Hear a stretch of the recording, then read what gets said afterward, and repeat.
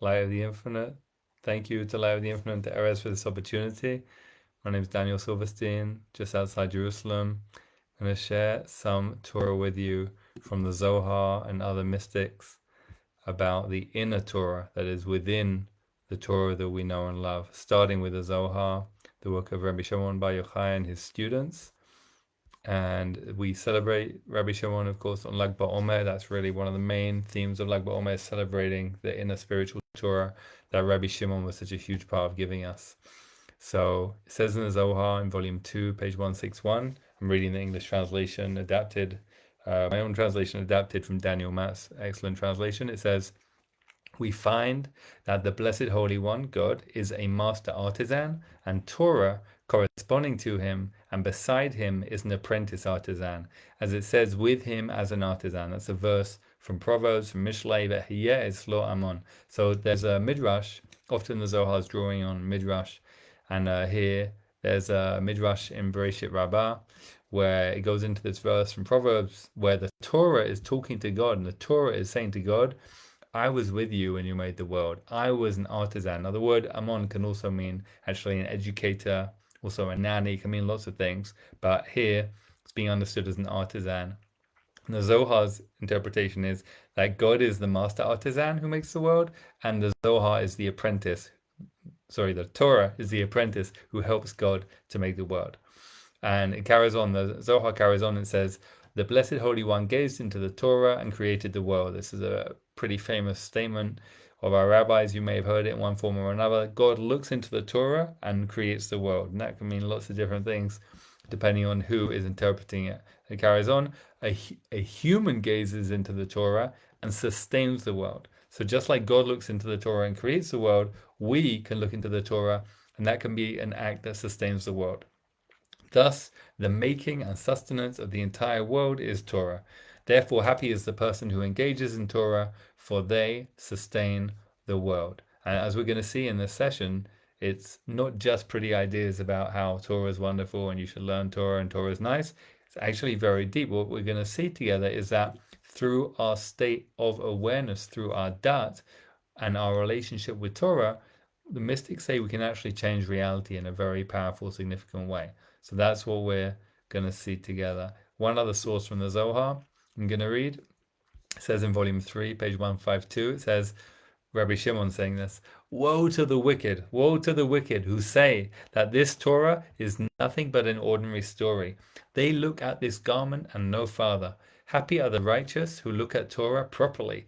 As wine must sit in a bottle, so Torah must sit in this garment.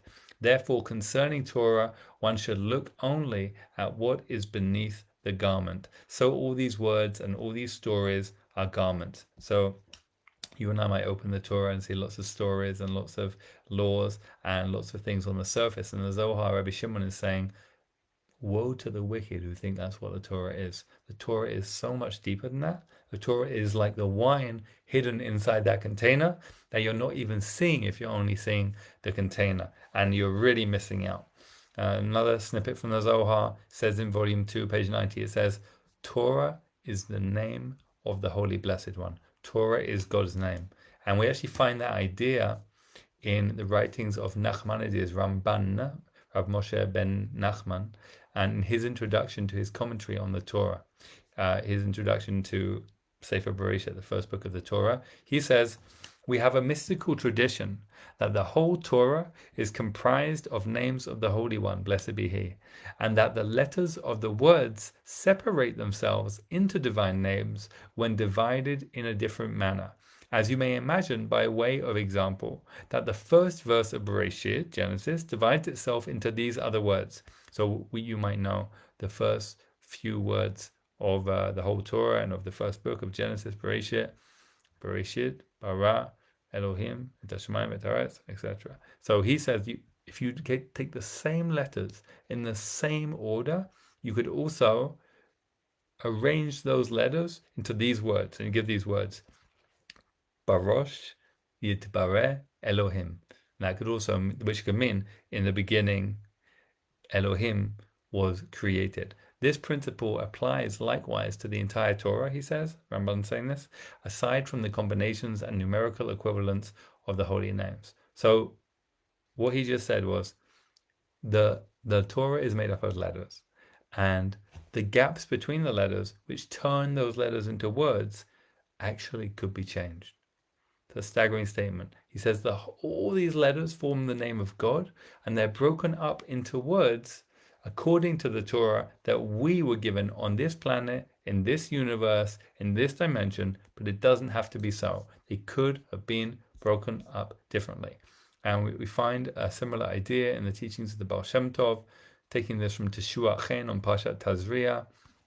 And it says, I received from, this is actually, Teshuah Chen is Rav Gedalia Rabinowitz of Linz, who was a student of the Baal Shem Tov, and he's saying this. He says, I received from the Rav Machiach, who's Rabbi Yehuda Arya Leib Glina, who said in the name of the blessed Baal Shem Tov, that when the Messiah comes, speedily in our days, he will expound upon the whole Torah from the beginning to the end, according to each and every possible permutation of every word.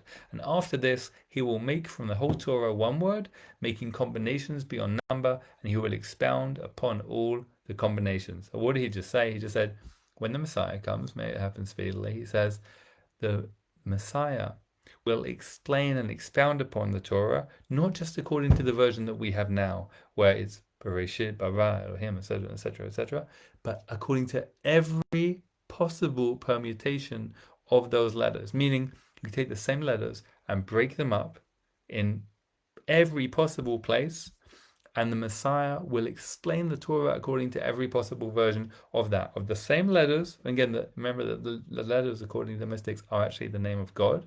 Same letters, but actually being broken up differently, different permutations.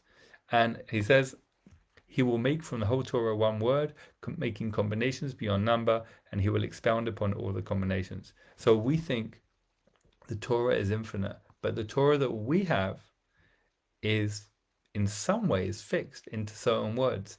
But what we're being told here by the Baal Shem Tov and his students is it can be read differently, it can be understood differently, it can be broken up differently into different words. It has the potential in it for those infinite readings.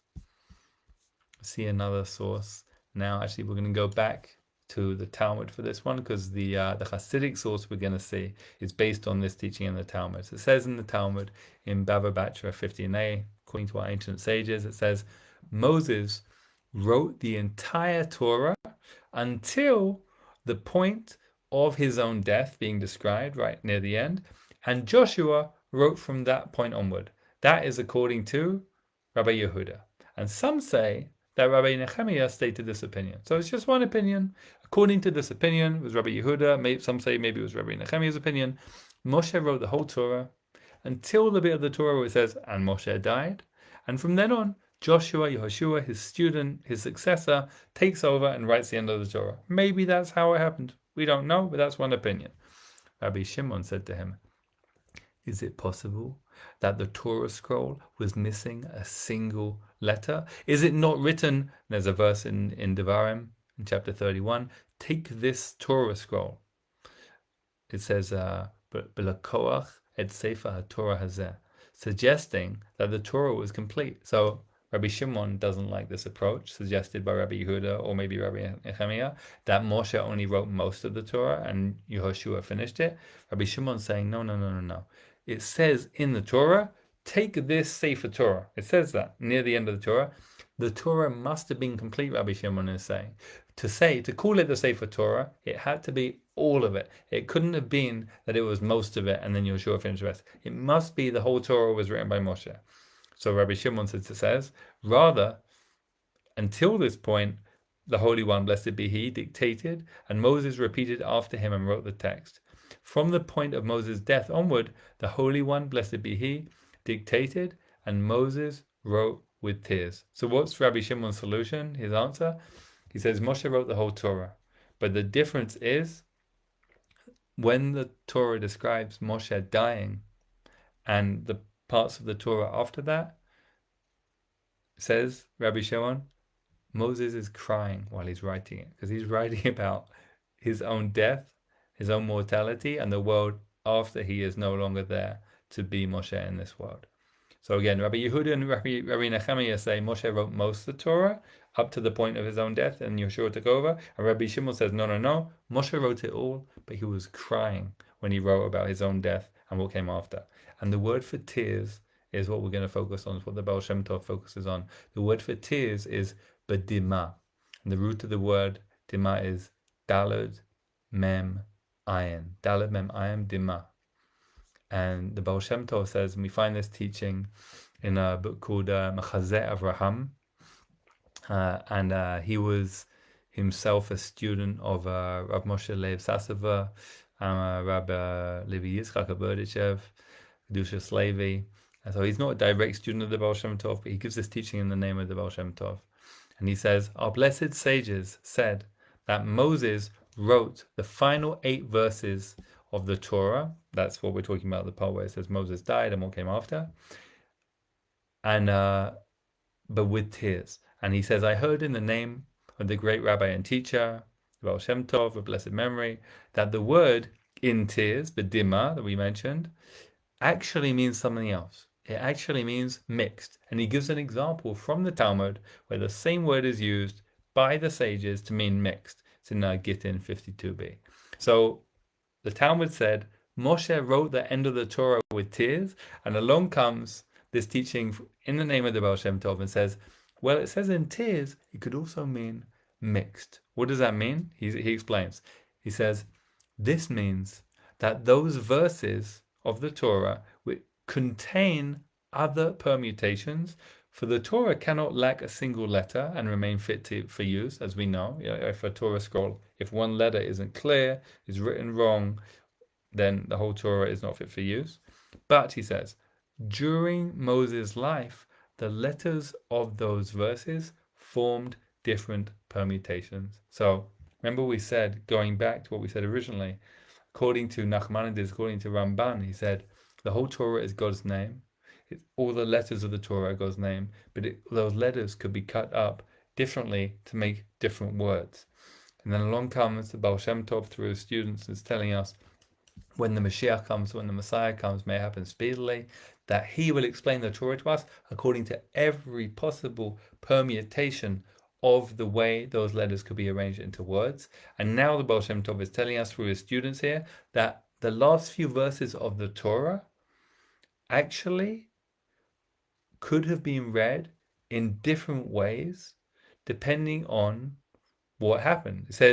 He says, during Moses' life, those letters formed different permutations to after Moses died. Means the Torah, the letters of the Torah, they said one thing before Moses died, and they said another thing after he died. The same letters broken up into different words. So why does all this matter? Why is this so exciting and relevant? And what's it got to do with Rabbi Shimon and Lag BaOmer? Well, as I said before, Rabbi Shimon Bar Yochai really came to teach us, as that source in the Zohar I read said, the Torah is not just a book of stories. It's not just what it appears to be on the surface. It's not just a book of laws. There's an inner light.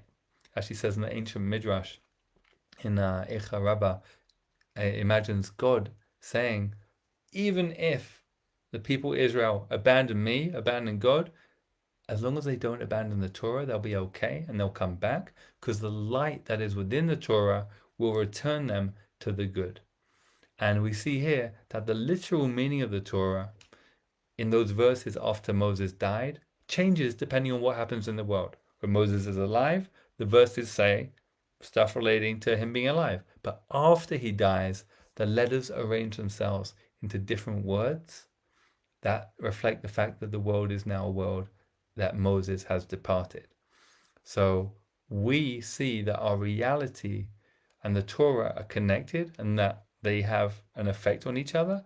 And the student of the Baal Shem Tov, known as the Ma'or Einayim, the light of the eyes, the Shenobler Rebbe, he has a few beautiful teachings about how this can work, about how we can tap into our ability to shape reality and shape our relationship with reality through this and through the Torah. This is what he says in Parshat Mishpatim, the Ma'or Einayim, the Shenobler Rebbe. He says the roots of the permutations of letters are in Dat. Dat is the Sefira or quality Some people say it's not a real Sefira, it's a subject of debate among Kabbalists. The quality of awareness. You can also translate it as consciousness. Literally, it means knowledge, but it's clear that for Kabbalists, it means an embodied present moment knowledge of what is going on. And it's that which connects our upper consciousness to our emotions and our embodied experience. So the roots of the permutations of the letters are in this present moment awareness, this dat. And he says, hence, our blessed sages said that Bezalel, who architect and really main artisan of the tabernacle, the Mishkan, he knew, Yodea, using the same root word as dat, how to join the letters with which the world was created. So Bezalel knew that reality is made up of the letters of the alphabet. And because he knew with this dat, this awareness, how to arrange them, he could create the Mishkan, the tabernacle, the portable temple, that is a microcosm of all of reality. Therefore, we need to raise up our sufferings, our afflictions, our challenges, things which are hard in life. And it could be the tiniest things that we all experience 1,000 times a day, which activate us in ways we find challenging, or also the bigger things. And at the moment, unfortunately, for our people, there are plenty to choose from.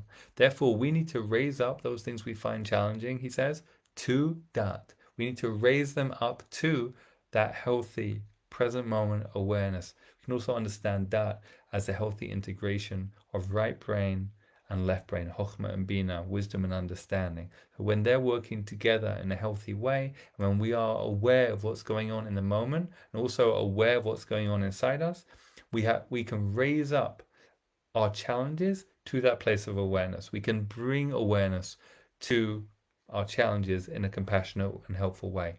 And he says there, the permutation of our suffering, our challenge, will be flipped back to how it was before, blessing and goodness. I'll finish his little snippet here and then I'll explain what he's talking about more. He says our suffering only occurred because our sins, our mistakes, our errors have damaged the alignment of the letters and hence reality. And when we atone for ourselves through suffering, the permutation returns to its healthy state. So what's he saying? He's saying just like the Torah, our lives, the Torah and our lives are connected. Why are our lives in the Torah connected? Well, I started with this idea that God looks into the Torah and makes the world, right? Remember, that's a midrash, and the Zohar says it too. If God looks into the Torah and makes the world, our lives also follow these laws. Our lives are a reflection of the laws. Just like the Torah is made up of the letters of the alphabet, so too the Rabbi mentioned there, the whole world is made up of the letters of the alphabet. Hence, Bezalel, who makes the Mishkan, which is a microcosm of reality, is using those letters too. So the Rebbe is saying, everything is made up of the letters. And sometimes the story of our lives, which is again connected to the story and the deeper story of the Torah, sometimes those words form permutations, the letters form permutations which form words which give us challenges, which give us a hard time. So sometimes it says, this is going to arise, that is hard. This is going to happen, it's going to be hard. He says, we can raise up the letters, the DNA of reality, the building blocks of reality to awareness by bringing our awareness to them, to the root ingredients of reality. And when we do, we can actually change reality. And he says, our suffering itself is actually part of the process. That's actually part of the atonement, the act of really of earning forgiveness for any mistakes we've made to lead to that situation and to lead to a better reality. And one more teaching from the Rebbe on this to help complete the picture, and then our time will be up. He says, the righteous person, and he says, the Rebbe says we're all potentially righteous people, we're all potentially tzaddikim. It's just a question of how far along we are in that road.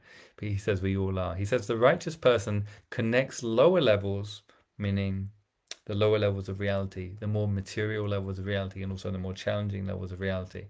The righteous person connects lower levels to what is above and serves with abundant dat, abundant awareness, and expansive joyfulness, elevating the world of awe, gevura din, to the world of pleasure, bina, which is a boundless inheritance where no harsh judgments exist. And all this is through dat awareness, for they are consistently highly aware that the mouth of God is speaking in them. And through this, they elevate the world of speech and awe and extract the world from harsh judgments. And it is actually God who is doing this through the peace of the divine, which dwells inside the righteous person and says words. So we just have a couple minutes left, so I'm glad we're getting to this, because he's giving us a very specific practice instruction for how to do all this. If you're wondering like how you can really bring this into your life, he's saying, when we speak, be aware there's actually the divine speaking through me. And he says this also about everything that we feel in our body, and every movement we make in our body, everything that we experience in our inner reality, and everything that we do and are, and every movement we make and so on. If we can bring awareness that is actually the infinite source doing this through me right now, he says that in itself can raise up severity, Devorah, din, judgment, challenges to the place of Bina, which is that upper feminine understanding, which is called the world of pleasure, which is a place of great expansiveness and a place where we find great freedom. And also it's associated in Kabbalah with teshuvah, with returning to our best selves and returning to our divine root. And he says the key to all of this is this da'at, this awareness. Actually, none of this is me. All of this is actually the divine flowing through me in every moment. So God looks into the Torah and creates the world. And just like the Torah, our lives can be rewritten and repermutated by us realizing that actually this is all the divine source coming through us all the time. And that can rearrange the letters of the story of our lives and make a completely different story. May it be so. Hope you have a meaningful rest of the Omer and Lag BaOmer.